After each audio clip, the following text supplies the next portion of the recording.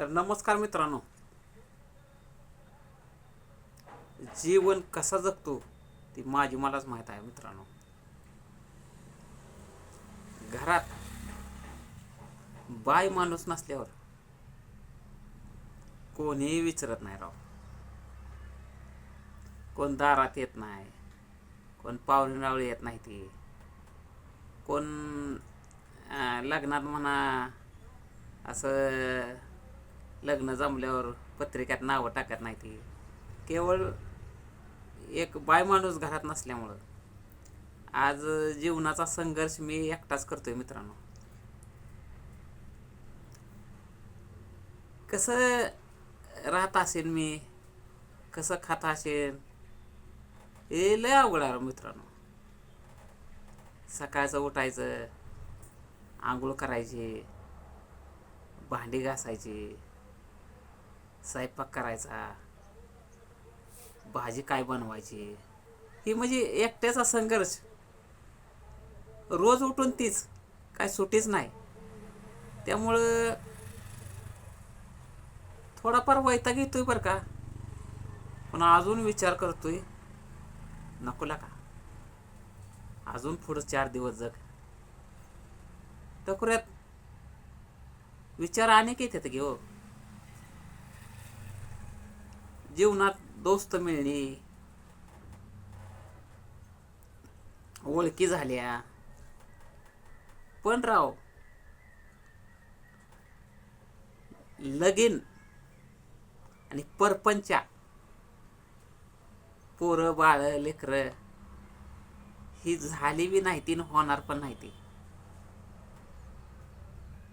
आता कसं दुसरे विचारते ती. काल बाजारात तुम्हाला एक जणांनी विचारलं, गुलब्या तुला किती पोर आहे ती?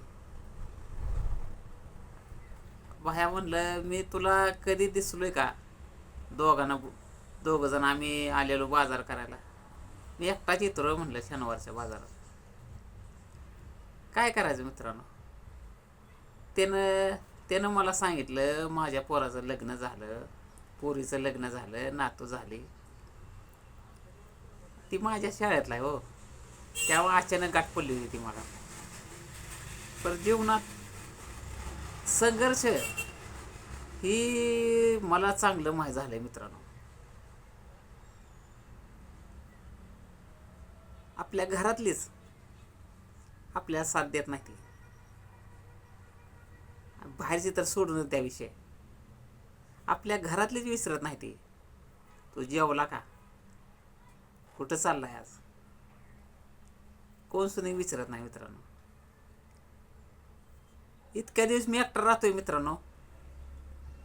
कधी पाहुण्यानं मला फोन केला नाही कुठल्या, कसा आहे, काय झालंय तुला, हे आमच्यात कार्यक्रम आहे असं नाही. ते कोणी सुद्धा म्हणत नाही पाहुणे रावळी. 5 आत्या, 5 मावश्या, 3 मामा. 2 मामा वारलं बरं का, 1 मामा शिल्लक आहे.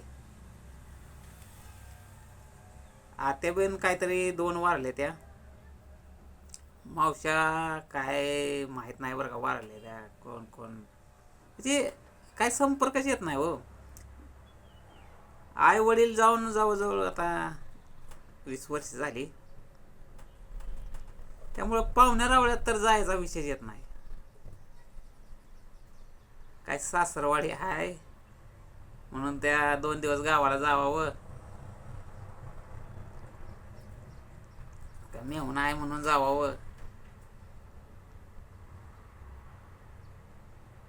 जीवन इतकं संघर्ष मध्ये आहे ना माझं.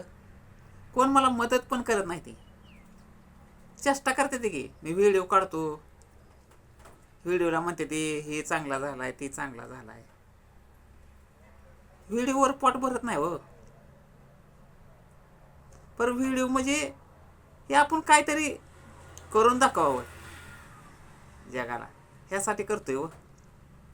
जीवनात